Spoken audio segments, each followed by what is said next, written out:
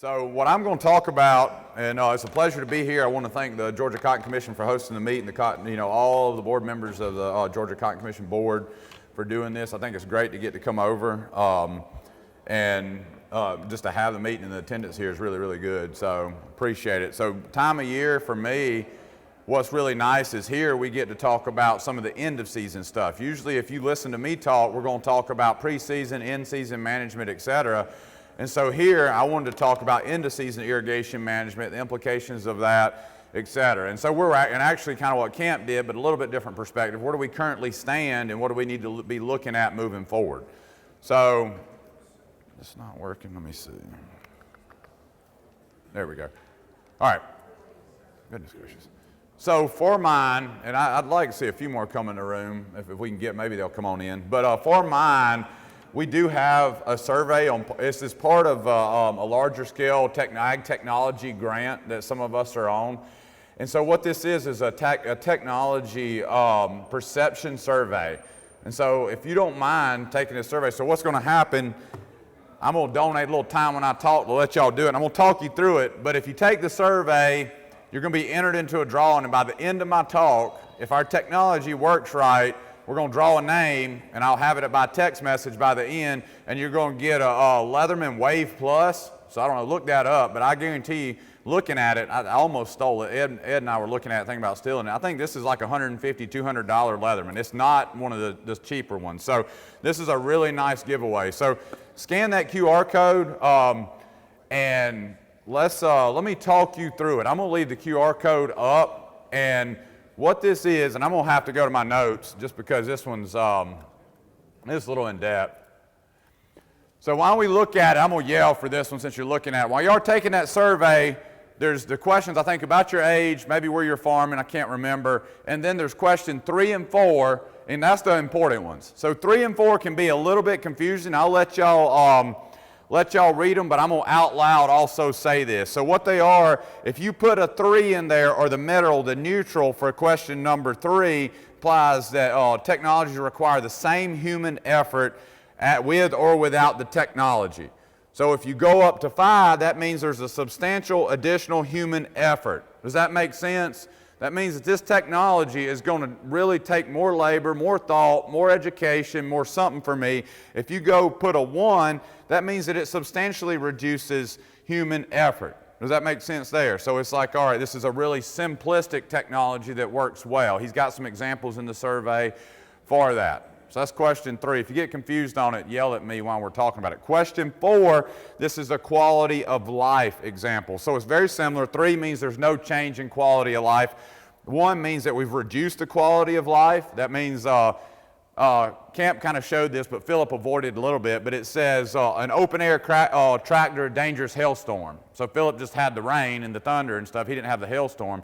But that means that whatever this technology is, it's substantially reduced the quality of life, where 4 and 5 has considerably increased or substantially increased it. So like, for example, EG on 5, we say that's a climate-controlled, minimum noise environment. All right, so y'all rank these on how you see some of the technologies that they're talking about in there and what it looks like. And I'm going to give everybody just another minute or two. And then question 5 is your name. If you want to win this, put your name in there. All right, if you don't put your name, there's no chance to win it. So I think everybody's kind of working on it. If you missed it, at this point I'm about to move forward. If you missed it and don't, hold on, let me get this back going. Resume the slideshow. And didn't get a chance, at this point it's too late because by 10:50 is when we're pulling the names. So y'all should be going in and doing it. So let's jump ahead. Everybody's talking about costs. We're talking about where we're at, how we reduced input costs, how we maximize our profitability. Camp had the picture up a few minutes ago of looking at cotton prices. Not applying stuff that we don't need is a common theme. And so first I want to share with you the current, and most people have this, have seen it in my talks, but this just comes from the UGA enterprise budgets. I just steal the numbers out of them. There's nothing that I do for this. But right now, average irrigation cost is ranging around $12 per acre inch. And that's broken up at $8 per acre inch for electric, which is actually up $1. If you've looked at any of this data over a while, electrical cost has went up a little bit. And diesel is at $16 per acre inch estimated right now. That actually came down from $20 per acre inch the past few years. So diesel prices did drop a little bit. Y'all notice that. They're in the mid 3s right now. give or take where you're getting fuel from, but mid threes on average. So to me, when you go see the economic values that I use in a few minutes on some of the data that I'm going to share, that's where the values came from, all right? I'll reiterate it, but that's where they came from. I'm just using that. For me, even though I'm an engineer, I'm supposed to understand complex math. I cannot understand economic math. They make up stuff, all right? That's what I always say. Amanda laughs, so she knows I'm kidding with her. You use these values however you want. Right here, 500 acres of irrigated land, 10 inches of irrigation across it, $60,000. I mean, I don't care how you use them. You know what you got. What my challenge to you with that is, look at what your acreage is, and I hope that you're tracking the total amount of irrigation that you've applied, and then you have a good idea how much money you're spending on irrigation if you're not tracking that from your power bill, because I think along the way, that's a place that we miss sometimes, that we don't directly tie that to an input cost back to that field. We need to really start doing that, because irrigation has the opportunity to be one of our biggest winners and one of our biggest losers from the profitability standpoint. And I think most people would agree with that, because if we mismanage it, especially on cotton, we're going to significantly lose yield potential. All right, I'm going to skip this one for time.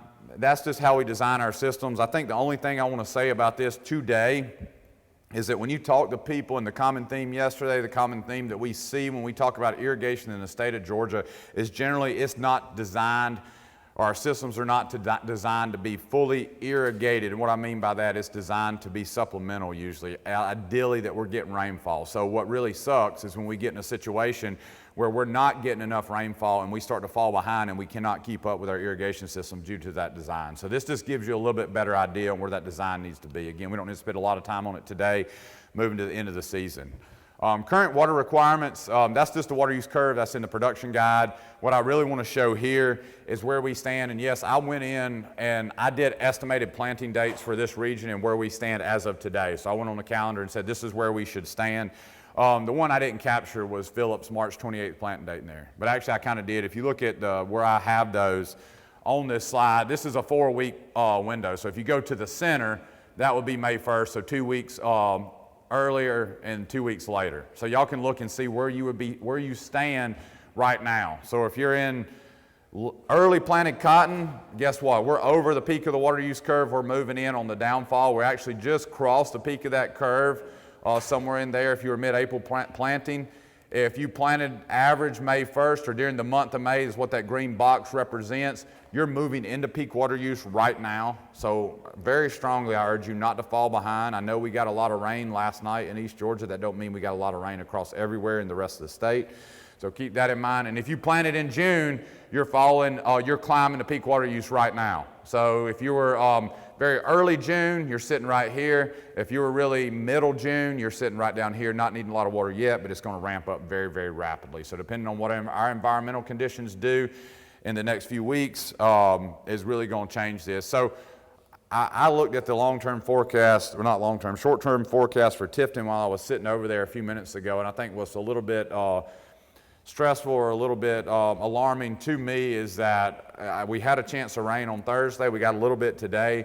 The chance of rain on Thursday went away, and now our temperatures on Sunday and Monday are 98 and 100 degrees respectively. And so that may change, but I don't think so. It's going to still be in the upper 90s.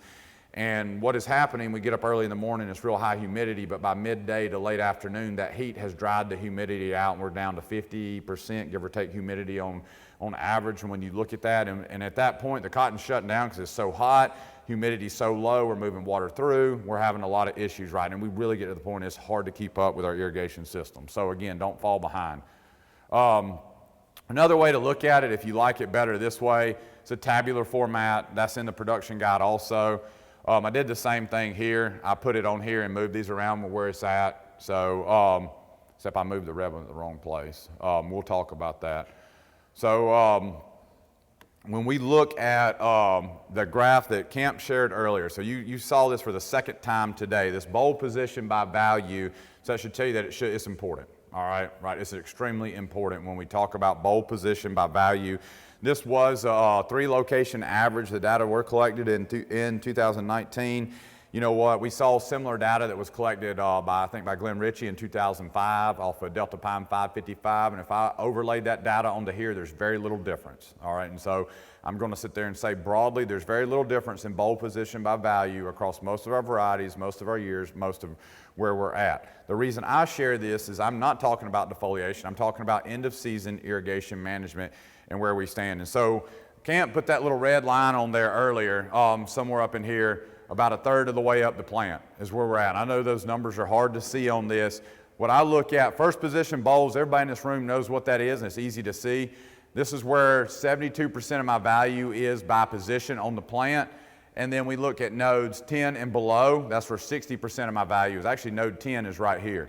So we're looking at the bottom third of that plant is where all my value is at. A lot of times when you get out in the field, it's hard to see the bottom third of that plant. What we're looking at is what? The part of that plant that's right in my face, the part of the plant that's right here around my chest where I'm walking around. And what I see there is all these smaller bowls that are sitting right here. We're wanting to finish those bowls out. We're wanting to make sure we get those to the end of the season. We're sitting there struggling saying, I don't want to stop watering. I don't want to give up on this crop. I got a lot of bowls that I want to finish up. Now, when we start looking at our environment, where we're at, and what happens in the season, I'm not going too deep into it on this talk, but what happens at the end of the season on the bottom parts of our plant if we have high rainfall or high humidity? I hear people whispering out of bowl rot, right? So we get bowl rot pretty bad when we have those conditions there. So Bob and I have talked about that a lot, talked about it a lot with Camp. What's something that we can do about bowl rot? Basically nothing, right? There's no chemical we can spray out there to fix bowl rot. What we can do, what Bob would recommend, and I'm not saying his recommendation is impractical, we understand where this comes from, but do your best to reduce the leaf wetness period. So what that means is if you have the opportunity to irrigate more at night or the evening so that you're not keeping those leaves wet for a 24 plus time period, do that. Again, understanding that most of our systems are not capable of that, so that's out the window. So what's the next recommendation I make?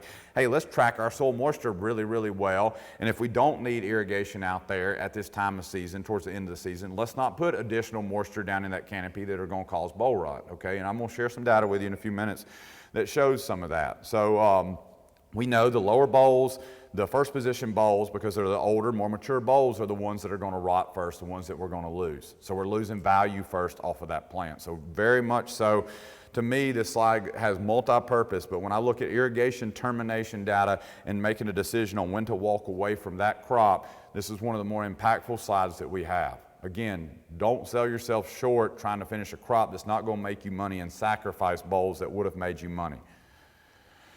All right, so let's talk about some irrigation timing data. So a few years ago, I approached John Snyder, and he's in here somewhere. I don't see him right now. He's hiding back there. So I approached him because I got questions from a lot of you guys about terminating and what the effects on termination timing were. So being a good researcher John is, he researches so many things on the physiology side, and I feel like we are significantly lucky that we are able to have somebody like him here to help us on the physiology side, right? It's great. And so I sat down with John and said, this is what we need to do. So John designed a study, put a grad student on it, and this was done in 21 and 22 down at Camilla at our Irrigation Research Park. He had both early and full season cultivars, 4 irrigation termination timings, and a 0 to 20% deficient at termination is where it ranged. So for what that's worth. So I'm going to talk you through a couple of things here. Paper is published. We can share that with you if you want to go that deep, or we can talk about it more. The results, and we're going to go deeper into economics on my next slide, but 3 weeks between cutout and open bowl, they had 9 consecutive rain-free days. The yields were unaffected by irrigation, right? The yields were low, bowl rot was high, and then the irrigation water use efficient was greatest in the cutout treatment in 2022. So let's talk about that for a minute. I read you hey, this is what the results were. So let's look first. 2021 is the purple bars right here. And so we're looking only at the purple bars to start with. What's the first thing you notice when we go down here is cutout, open bowl plus 2 weeks, open bowl plus 4 weeks on irrigation termination. What do you notice? We could have terminated at cutout, and what happened? Did we lose yield by not irrigating after that point?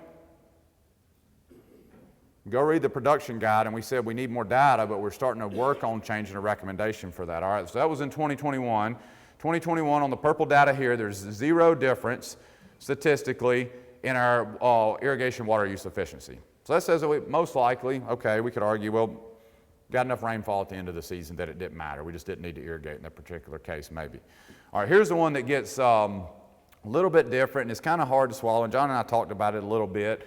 Look at 2022. Irrigation termination at cutout, all right, statistically, no difference. Numerically, yeah, I see that bar's higher. I'm not going to argue out and back that. Statistically, no difference. So we look across, but what does that tell you? I don't care if that bar's higher or not. What does that tell you in that particular season if I terminated at cutout versus any other time and walked away, even if they're statistically no different? The data I'm going to share with you in a minute is going to tell the story if you don't want to talk now. So let's go down and look at it from the irrigation water use efficiency perspective. So that it tells me I irrigated more on these other three treatments to carry them out during the season than I did on this one with the same yield. So of course I had a better irrigation water use efficiency, right? I don't want to put anybody on the spot, but I get phone calls every year, and if any of you are honest in the room, how many of y'all will even terminate at 10% open bowl? It's hard to do sometimes, isn't it? Hard to do and hard to walk away, isn't it? All right. This data right here, to me, and I called John and said, are you all right with me sharing this? Because these numbers get pretty big, in my opinion. 2-year study, 1 year was a little wet, 1 year was a little dry. So I think that's great that we get the different dynamics in the year. So let's just look at this for a minute and talk about 2021. 2021 was the wet year. How do I know that? 0 additional irrigation for open bowl plus 2 weeks. All right, 0 additional irrigation. Open bowl plus 4 weeks, we added about 4/10 of an irrigation event at that 4-week time period. What did that cost me? That cost me $3.20 on my electrical cost. That cost me $6.40 pumping diesel, $3 an acre. But it did not help my yield. Remember that, right, guys? Did not help my yield. Are you willing to invest $3 an acre? Maybe. I'm not putting anybody on the spot with this. How many of y'all have irrigated at 4 weeks past first open bowl? I guarantee you a lot of people in here have, right? I see heads shaking and smiles going on out there. Guarantee you this happened, even though it's not an official. John told me nobody does that. I said, we'll see. We'll see. I should have put a sneaky survey question in there. I think it happens. I told him, I said, I think it happens more than we want to know. How about that? And so y'all would probably agree with me on that. So now let's look at 2022, a dry season, when it quit raining, when we had open bowls. This is the one to me, I was like, man, I love this data, but then you get scared when numbers are this big. So terminating at cutout, we irrigated in the season up to 11.6 inches, stopped, right? And so I didn't do a differential in irrigation. Y'all can do some math right here if you wanted. But what I did in my calculation over here for profit or additional cost was I took the difference of my irrigation that I added between cutout and open bowl and then did my economics calculation for electrical and diesel. All right, so this minus this multiplied by the cost of irrigation. Very simple. I told you I like simple math. Same way here, 16 minus 11, did the math, 16.9 minus 11. So first thing I want to point out is that we irrigated 3.3 inches more from cutout to open bowl here, so it was extremely dry. From here, we irrigated 5 inches more. From here, we irrigated 5.3 inches more. Everybody agree with that? It was a dry fall, okay? What do you remember about the yields? You want me to go back and remind you? What about when we look at the yields right here for the green? All right, y'all remember that? No statistical differences in yields. All right, to me, again, I hate to point out, John and I had this argument, there is a numerical difference for stopping irrigating at cutout, but again, statistically not so. Let's go look at profitability. Let's just say in this season, you decided to irrigate additionally until open bowl. Not 10% open, but open bowl. What did that just cost you? That cost you $26 and $52, depending on which way you're moving that water. To me, that's enough right there. $26 per acre is a lot of money. I don't care how we look at that. How about if we irrigated 2 weeks after open bowl? 2 weeks after cutout. $36 and $73.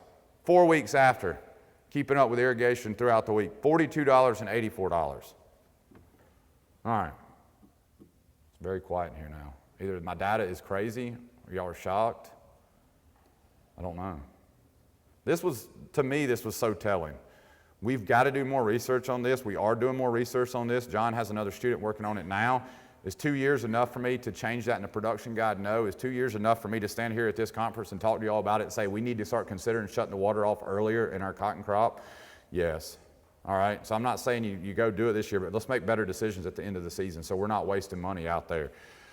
All right. 24. This is the study that's going on now. He's doing PGR on top of irrigation termination times. And so we can look at that. We're doing open bowl and cutout here. There's our lint yield. Open bowl, again, statistically no difference. Numerically, there was a difference. Again, I'm not arguing with that. Irrigation water use efficiency, significant difference right here. You can see that means that we irrigated some after open bowl, which cost us some more money or lowered our irrigation water use efficiency. The numbers were not as big in 2024, depending on, they applied an additional 2 irrigation events or 1.5 inches. And so that costs $12 electric and $24 on diesel. To me, saving $12 an acre is worth it in itself. If somebody there disagrees, let me know. But if we can prove year after year after year we have 0 reduction in yield and even a numerical bump in yield, again, we got to run it longer, why are we going to make that investment to not get the return? All right, so that's 3 years of data that we're talking about. Don't know what happened to that slide. All right. So, let's see where we're at on time. I got to announce the winner too. I got 3 minutes. So let's talk about what we're supposed to do. If we've got, when we start approaching the open bowl stage, I really want to say when we start approaching cutout, but when we start approaching in the open bowl stage, we need to look to see if we have shallow irrigation or shallow moisture present, and if we've got rainfall predicted in the near future, walk away from it. Right? And rainfall is so unpredictable. I 100% understand that. But we need to go out to that field at that point, back to Camp's point. I don't see Camp in here now. Back to Camp's point, if you're driving down the road and we see open bowls on that cotton field and we're still irrigating it, we should have stopped already. I mean, I think it's as simple as that. If we can see the open bowls from the side of the road, we should have quit irrigating already. If we don't have shallow moisture, we're seeing bowls crack, then we've got to make a decision at that point. Do we apply another irrigation? What does my short-term forecast look like? I think I'm guaranteed to get a rainfall at this point or not? And where's it at? All right, so generally if we have a full profile when we're moving into this time of year or near full profile, and we can make that decision, hopefully by have done a very good job managing our irrigation up to that point, we make the decision, do we add one more irrigation event or not? Where are we at, okay? And this is, I think I tried to look at where we're at, but similar to the weather we've been having the past few weeks, our falls are filled with sporadic storms, high humidity, unpredictable rainfall events. It seems like it's no rainfall predicted, then it hammers us, and then it's high rainfall predicted, and then nothing happens, right? And so it's really, really hard to know what's at. But if we have that high humidity, we're going to tend to cause bowl rot, hard lock, and some of those other issues. So we don't want to apply additional irrigation that's not needed to that field at the wrong time, and we're proving year after year after year that it's not needed to make these problems worse. So again, I think you got to do a really good job of managing irrigation in that field up until physiological maturity or our cutout, moving into open bowl, and start looking to make your final decisions at that point. All right. I'll have the winner. I got a text for the winner. So with that, I'm going to stop. I think I've got about 1 minute. Questions in the minute before I say who the winner is. Wes, I got one comment. Like we say cut out, so what we try to do, we might not be doing it right. When that last bowl that I want to pick is big enough, I know it won't shed, that's when I start cutting back on water. I don't use the cut out that turn or what. You know what I'm saying? When the bowls are stuck up there, because if you cut it across this week, you can drop those bowls. Yes. You know, when they're real small. So then that's when I feel like we need to be watching our water input closely then.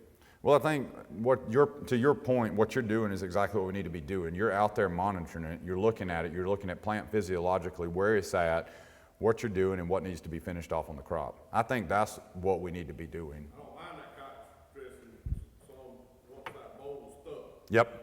But if you want to save that bowl, you better keep you some moisture there till it's big enough it ain't gonna shed off. Exactly. I don't want you going into that cutout or that open bowl stage with a dry profile.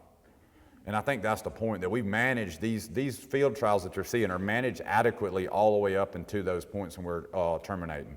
And so if you're getting into that situation Bart, to your point, and to everybody, everybody here, if you're getting to that situation towards the end of the season and you're getting a dry profile, you can't walk away from that. That's not what I'm recommending, right? You better have done a good job managing it up to that point, and then you start doing the in-depth scouting that you're talking about right there and say, all right, when am I comfortable backing off and or cutting the water off? That's exactly. But if you get to that point and you're dry, well, we done fall behind the curve at that point, and we're... I'm guilty of water too long. Well, I say let's try it and cut back and see. It's a place we can save money, I think. Yeah, it is hard. It is hard, and that's why we've been very iffy, and John and I have had this conversation, very, very iffy until we get more than 3 years of data to make that recommendation fully change. But we're seeing it, right? It's published. So let's keep repeating it in our studies, and then maybe repeat it on some on-farm trials, and then we're all more comfortable with making that decision and walking away. And that crop is only using, it's not using much between cutouts and maturity anywhere. You see that curve that you present, so it's using it at a really low rate. The key is to really monitor that once you're at the season, which I think is great. You got a full profile out there, you know more than Yep. Any other questions? And y'all can cut, yep. I thought I heard you say something in attempts to avoid bow. Did you say something about irrigating? Yeah, so this was Bob Kimmerite and I talked about this on like how can we reduce disease instances, and I know it's not possible in every pivot out there, but basically his recommendation from the disease perspective is to reduce the leaf wetness time period. We're going to get leaf wetness at night when the dew falls first through the early morning until it dries off at 9, 10, depending on what the humidity is, right? So we got that 12-hour time window that nature's already putting moisture on my leaves, right? And so if you have the capability with an irrigation system to do it in an 8 to 12-hour time frame, match it with that leaf wetness period towards the end of the season. In most cases, we probably don't have that capability, right? And so I'm not telling you to run it to 10 o'clock in the morning and shut it off and then try to come back around, because that's a very quick way to fall behind. I can tell you that right now. But if you have a system that can operate in an 8 to 12-hour time window, then, and when you get towards the end of the season, it's time to start considering those systems. Can we run these at night to avoid or to reduce that leaf wetness period? Yep. I want to clarify that. I'm not recommending only irrigating at night. All right, any other questions? All right, y'all can catch me during lunch if you've got more, or after the talks. We've got to move on to the next one. So the winner is Mark Peel. Where's Mark at? Right there, you just ask it. So appreciate you filling out the survey. We had almost 50 respondents. I appreciate that, guys.